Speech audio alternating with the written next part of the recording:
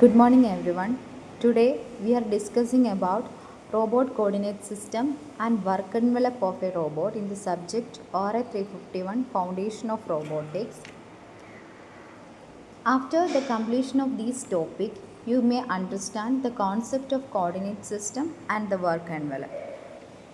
So first, what is robot coordinate system? A coordinate system defines a plane or a space from a fixed point called origin. Robot targets and position are located by measurements along the axis of coordinate system. The robots are available in wide variety of sizes, shapes and physical configuration.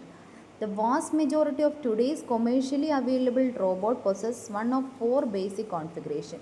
The four basic configurations are cylindrical configuration, polar configuration, joint arm configuration and Cartesian coordinate configuration. First one is cylindrical configuration. It uses a vertical column and a slide that can be moved up and down along the column. The robot arm is attached to the slide so that it can be moved radially with respect to column. By rotating the column, the robot is capable of achieving a workspace that approximates a cylinder. And the advantages are it increased rigidity, capacity of carrying high payload, and the main disadvantage is floor space required is more, less work volume. Next one is polar configuration. It uses a telescopic arm that can be raised or lowered about a horizontal pivot. The pivot is mounted on a rotating base. These various joints provide the robot with the capability to move its arm within a spherical space and hence the name spherical coordinate system. And the main advantages is long reach capability in the horizontal position and the disadvantage is vertical reach is low. Next is joint arm configuration. The arm in this configuration, robots look almost like a human arm. It is made up of rotating joints. This configuration is also sometimes called anthropomorphic as its anatomy is similar to human arm.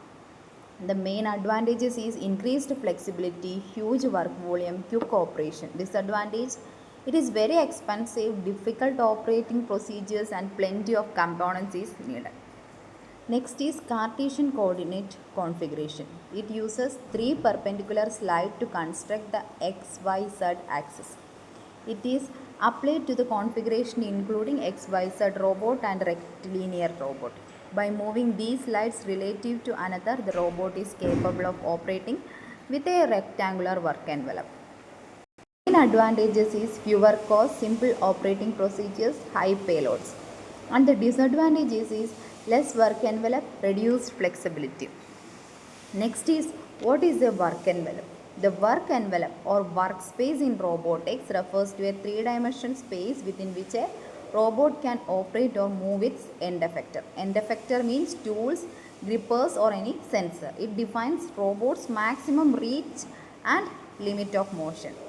The convention of using the wrist end to define the robot work volume is adopted to avoid the complication of different sizes of end effectors that might be attached to robot wrist.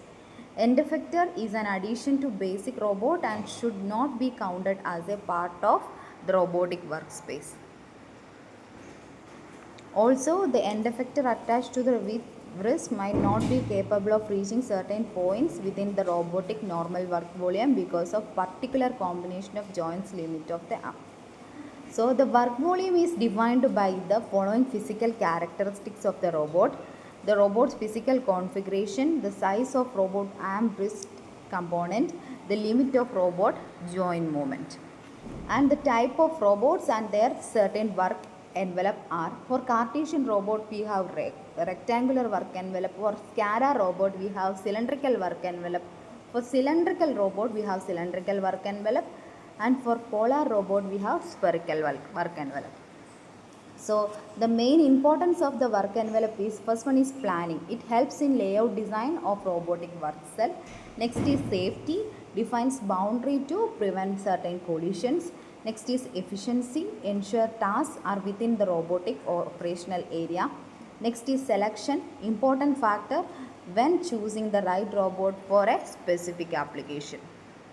So that's all about work envelope and certain configuration of robot. I hope you all understood. Thank you.